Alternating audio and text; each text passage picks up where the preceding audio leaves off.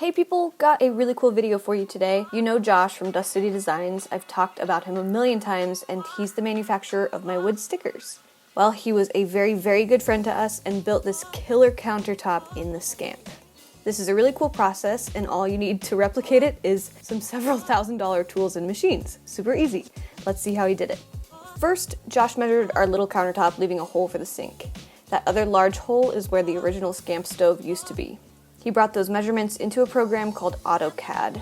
Because our countertop isn't level, he made one measurement out of plywood for the base layer and one measurement out of the material called Alumilite that we used for the top portion of the countertop. With the measurements in the computer, Josh used the program Vectric Aspire to create the cut files and sent those over to the giant CNC machine. They have 4 CNC machines, by the way. Next step was to secure the materials to the cutting surface.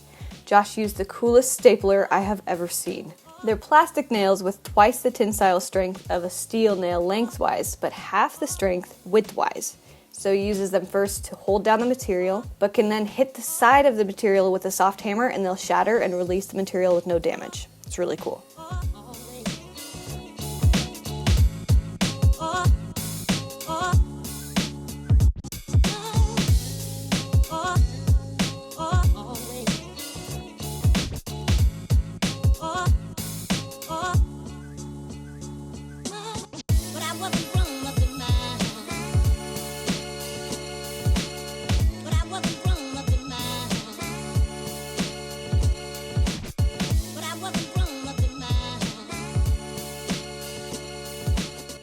Yeah, I'm excited.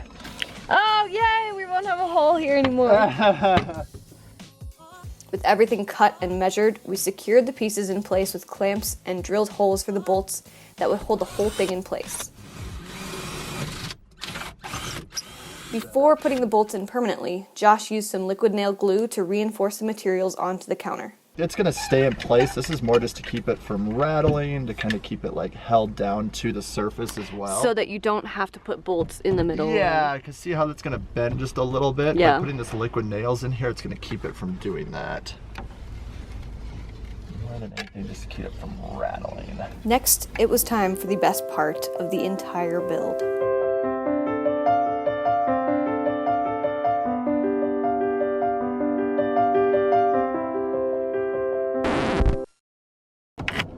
Directors, man, they're so hard to work with.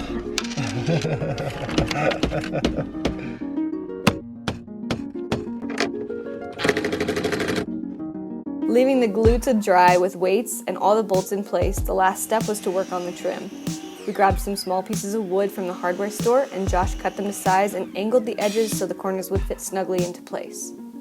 Josh made pilot holes in the fiberglass, then clamped the trim onto the counter's edge and screwed it on from behind.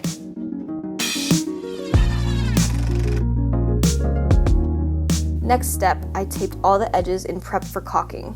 I put the caulk right on my finger and carefully pressed it into all the open edges around the countertop and let it dry overnight.